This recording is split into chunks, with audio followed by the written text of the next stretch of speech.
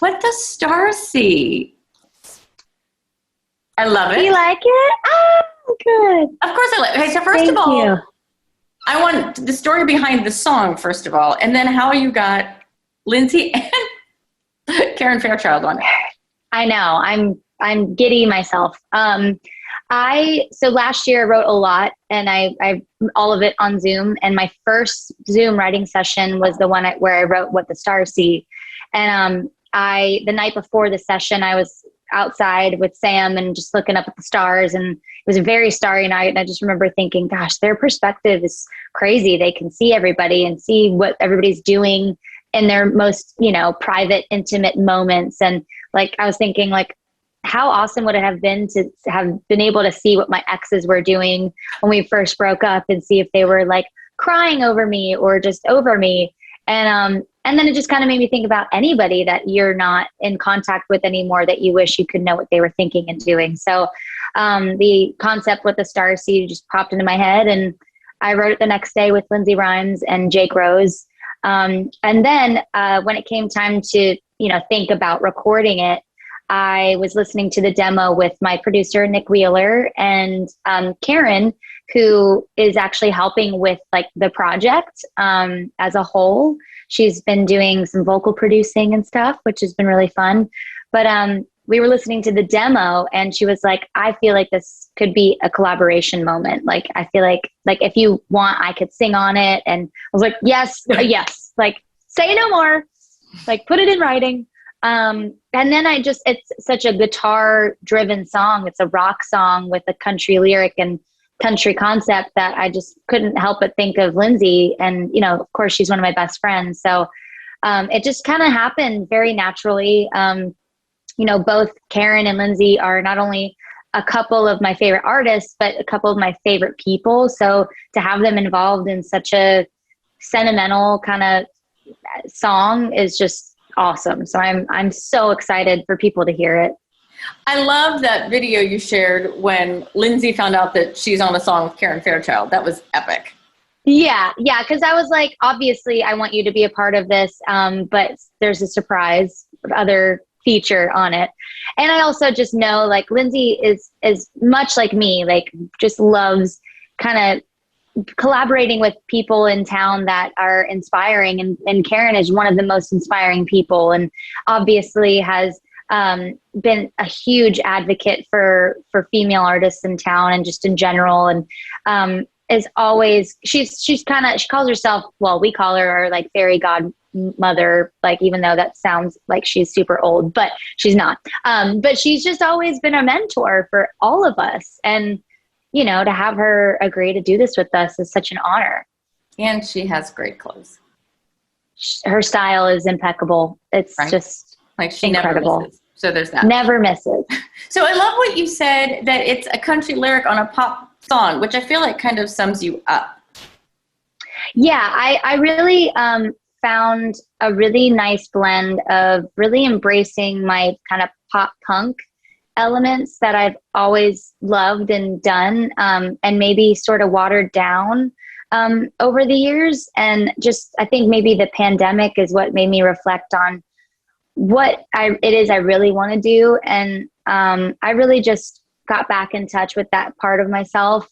And it made me feel really good to write from that perspective last year. And I still am, but just not neglecting the thing that makes me different. And, not looking at it as, oh, it might not work in the country realm, but look at it like this could be my lane, and I'm doing it authentically. So, sticking true to my country background and just my country sensibilities, songwriting wise, but leaning into the pop punk stuff that I love so much. Is there any other artist that has done country meets pop meets punk besides Cassadee Pope?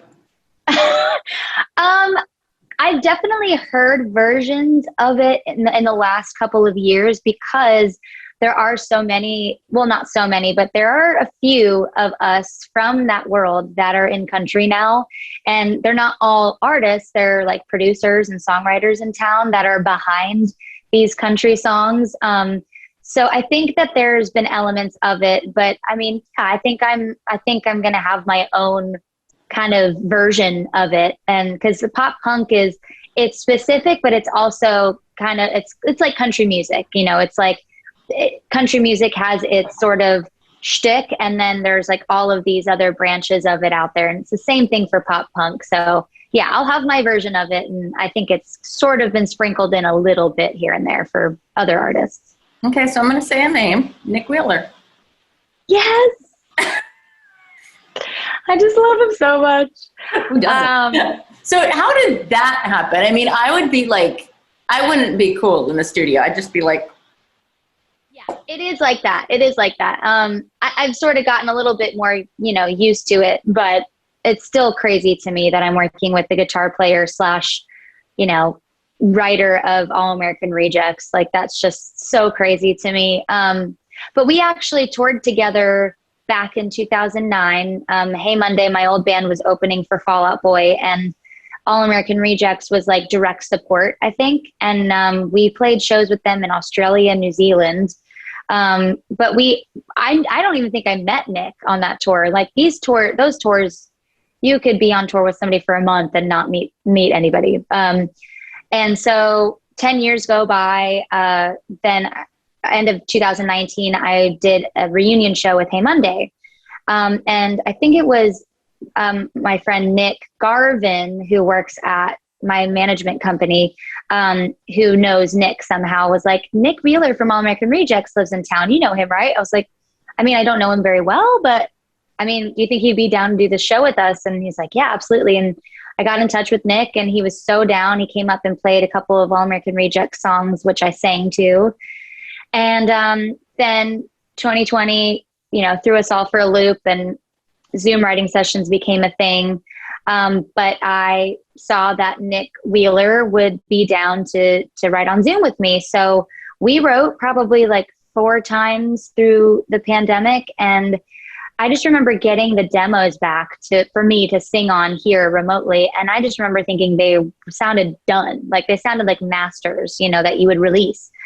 And I was already thinking I wanted to do this sort of blend of pop punk and country for my next project. And it just clicked, like, this is the guy, this is the producer. And I asked him if he would do it, and he said yes. And then, you know, I knew that I still have that natural kind of country sensibility when I write and even when I sing. And so I was like, who could help me keep that in the mix as well? And I just thought of Karen, like my mentor, basically. So gosh, it's just a dream to have them both working on this with me. And it's been fun. It's been easy and inspiring. And we're throwing out references from, you know, Tom Petty to Blink-182 to, I don't know, Little Big Town even. So like, it's just been a really fun, really life-giving process. And do we know when this album is going to come out? Well, I didn't say it was going to be an album. Whatever. You're working on songs, so I'm assuming you're working. Yeah. No, I am. And there's plenty more where What the Stars See comes from. So yes, there's a project. We're sort of still figuring out the timing, and it's not finished by any means. So yeah, I don't want to say exactly when I'm hoping, but I think this year is pretty safe to say. Yeah. Is Sam going to be on it? Not so far. He was on Rise and Shine, which was a very beautiful moment, and I'm so glad that he did that with me. He's actually working on his own album, which is coming out amazing.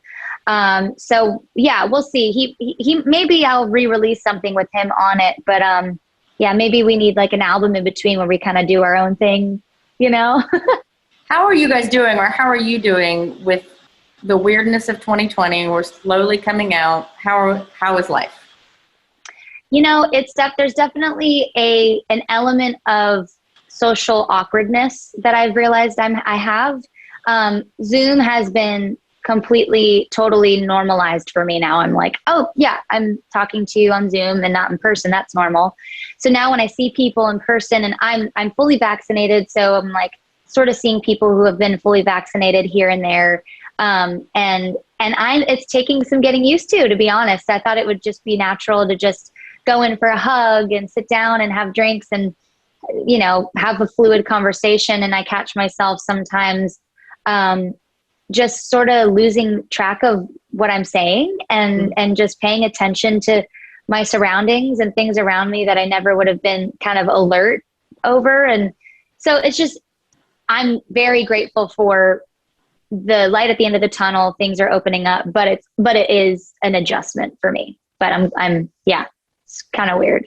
Any plans on performing this year?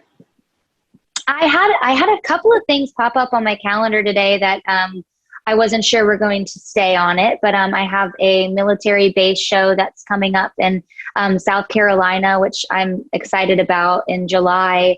I think there's another show that's booked in July in Wisconsin.